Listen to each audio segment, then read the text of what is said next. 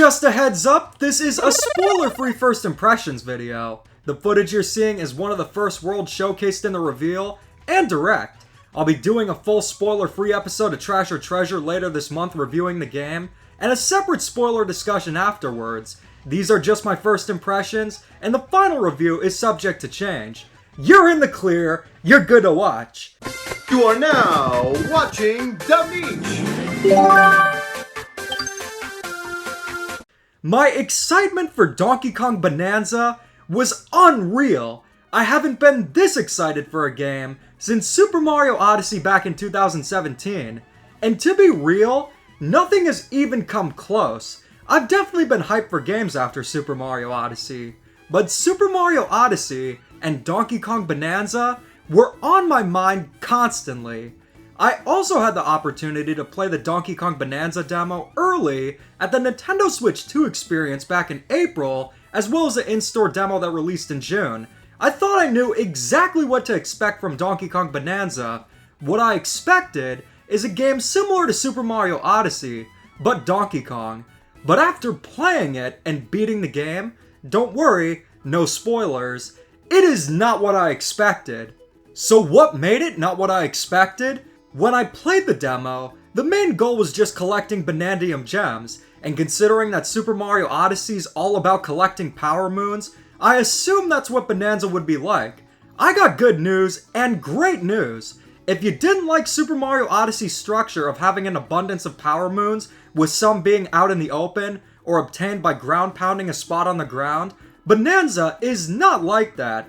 To my surprise, you don't even need a specific amount of Bonandium gems to progress. They are mainly used to gain skill points.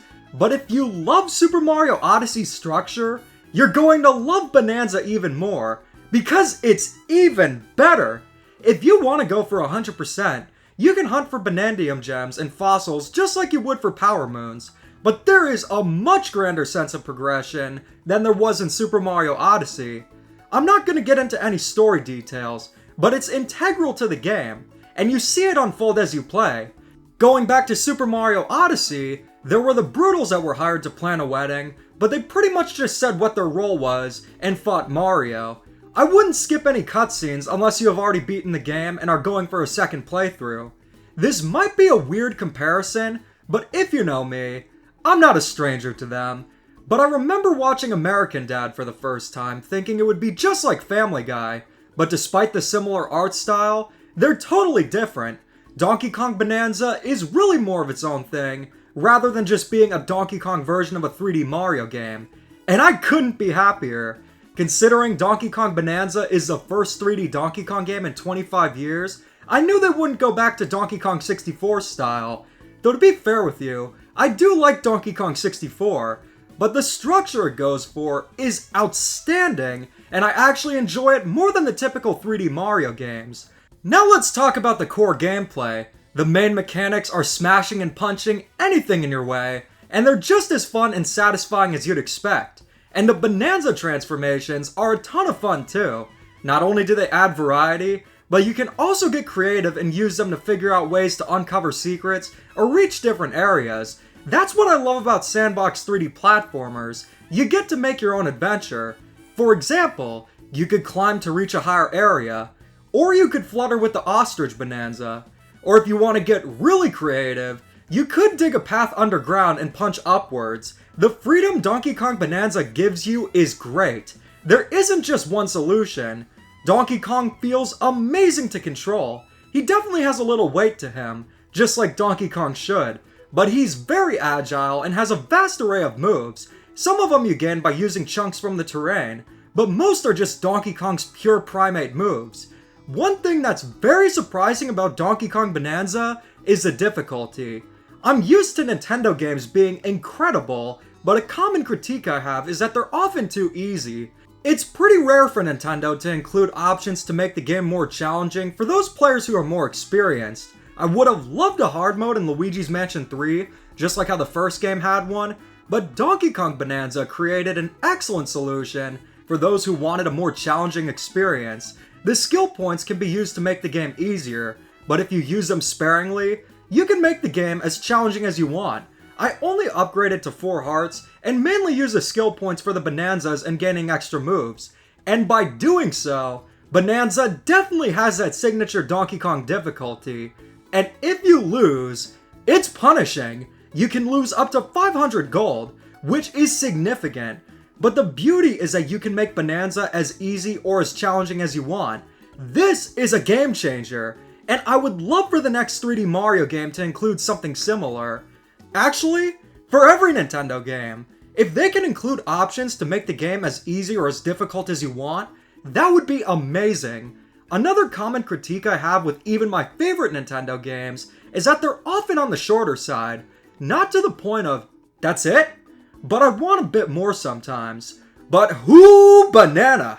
Donkey Kong Bananza is lengthy. I can usually beat an average 3D platformer within a day. Whenever we get a new 3D Mario game or 2D Mario game, I have a tradition of marathoning the game and beating it within a night. Not going for 100% though. But with Donkey Kong Bananza, just beating the game and not going for 100% took me around 15 hours. I had to break my marathon tradition because I literally was up until 6 a.m. playing the game, and I had to stop myself so I could sleep. And I still have a lot more to do to 100% it.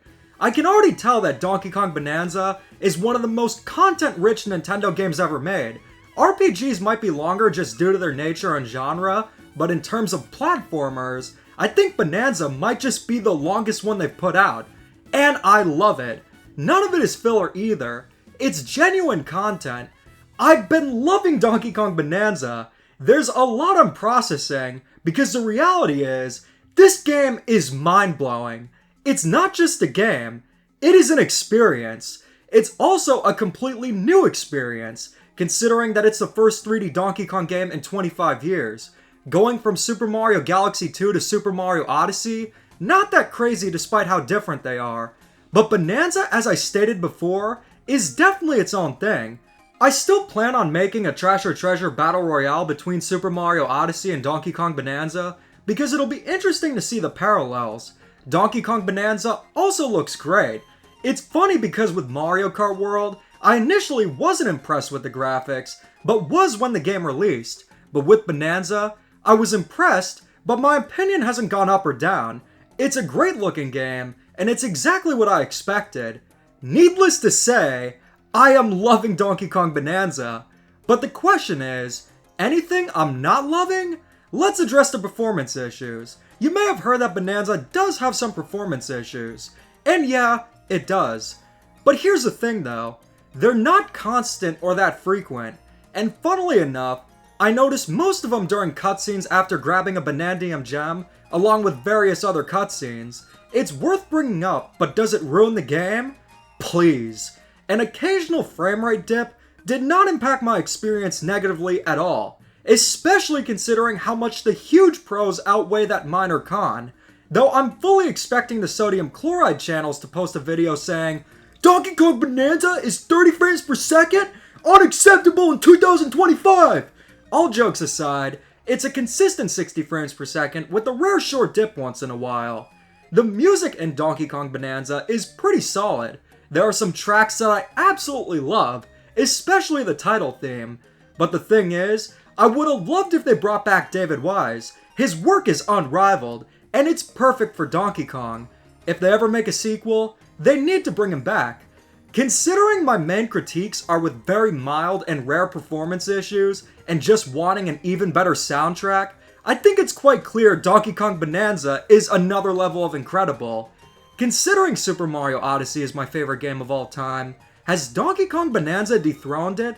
That'll be answering in my full review. I still need to 100% the game to form a conclusive opinion, but I would say it's very likely. If you haven't already, go get Donkey Kong Bananza now! This is a game that only comes once in a blue power moon. It is absolutely mind-blowing, and it's amazing. It's not what I expected, because it's even better than what I expected. Special shout out to Generic Rust, Glitzy Terror, Mevins 2001, FastFan07, Cullen Wickham, Ultra Bomber 64, Marcus TZB, Paper Brothers, and our newest channel members Soshi the Yoshi, Reese, and Super Squirrel Studios for being such awesome channel members. You'll get to fuel my banana addiction by becoming a channel member. So what do you guys think? Let me know in the comments and keep calm and da-da on.